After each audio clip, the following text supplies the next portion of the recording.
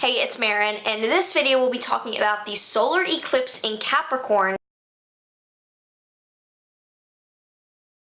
on December 26th, 2019 at 12:11 a.m. Eastern Time. Meaning that if you are on the West Coast, this will be late at night on Christmas Day, and if you are in Asia or Europe or anywhere on the west side of the world, or on the east side of the world, this will be the same day, just a bit later on the 26th.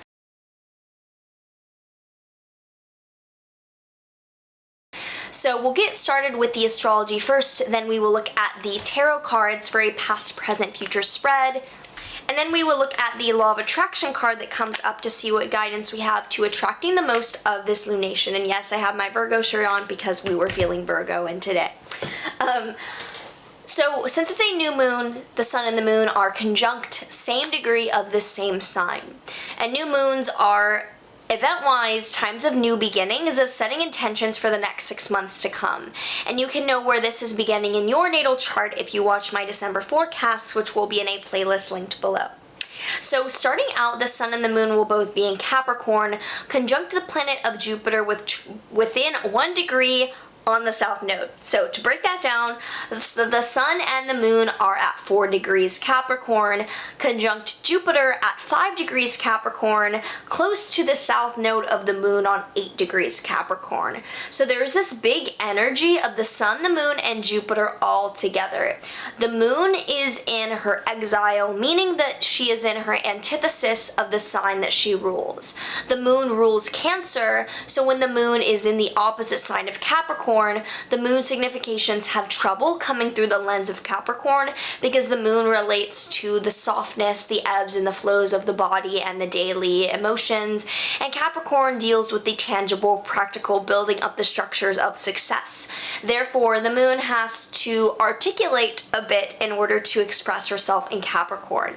And Jupiter will be in his fall here. So Jupiter is exalted in Cancer, meaning that Jupiter has its significations operate the best or with dignity in the sign of Cancer. So within its opposite sign of Capricorn, Jupiter's significations do not operate as healthily or as successfully. It is fallen, sunken, or depressed somehow. This new beginning, therefore, is a sober, harsh reality check. With the south node here, there's an energy-sucking, like Harry Potter Dementor-like quality to this new beginning. This is a time of release, of letting go, of diffusing.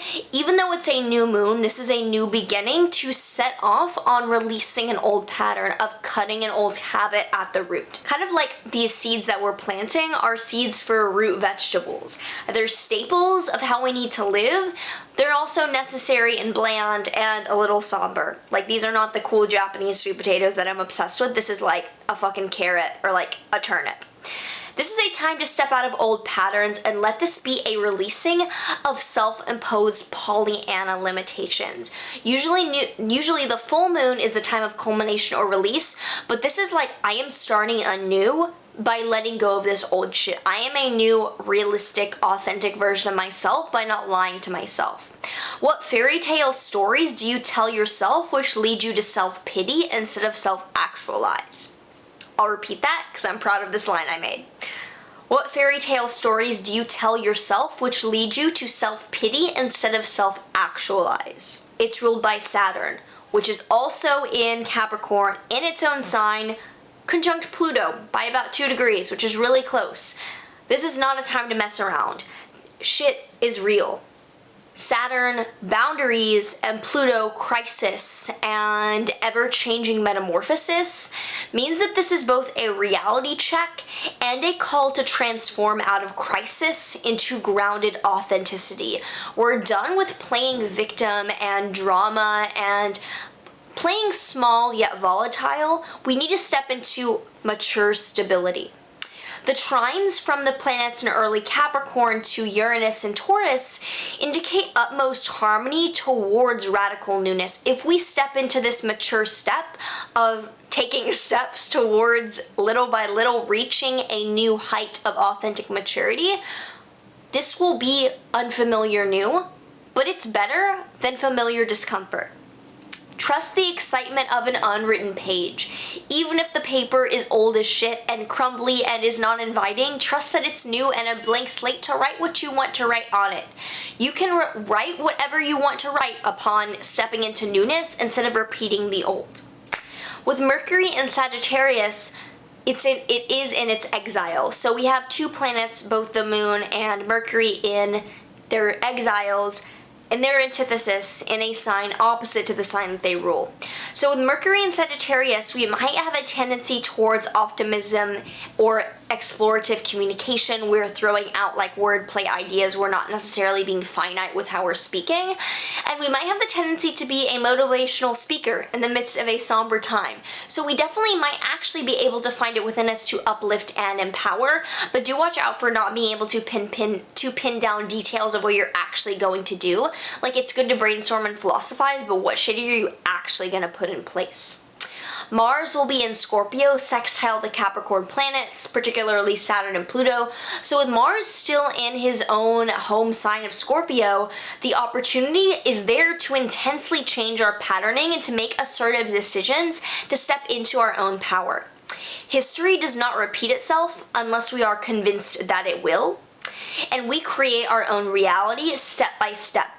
We can buy into a new paradigm if we jump into the open gateway of not gripping on to the past. So some guidance that's come through me for this is to ask and say that this is the time to get real about where you've been lying to yourself about being someone else.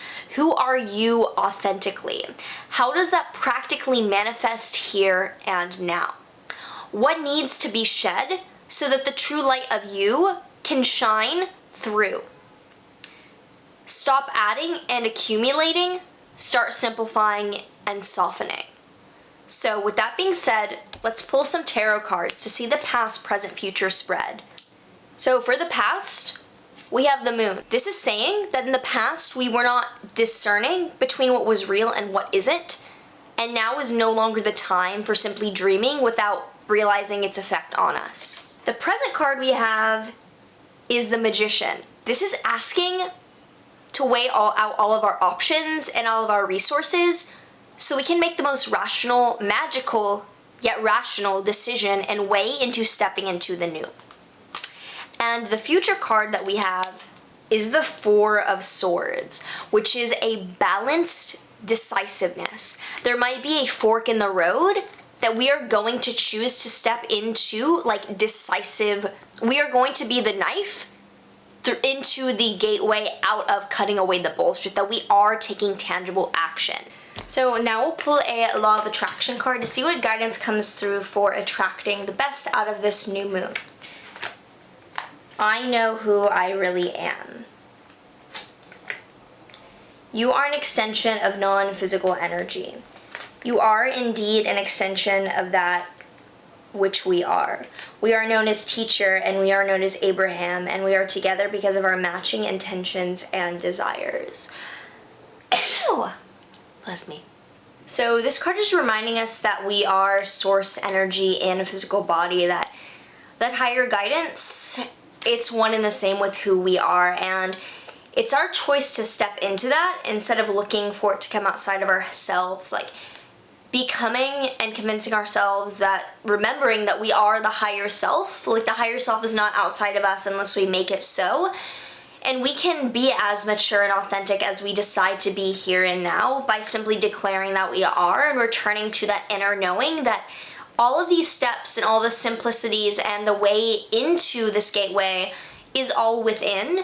And as long as we're honest with that inner being, it will be a no-brainer day to day, even if the larger outcome does not make sense yet.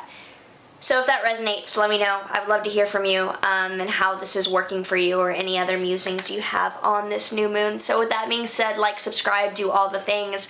I do offer private astrology consultations and would love to read for you. So with that being said, I will see you in the next video.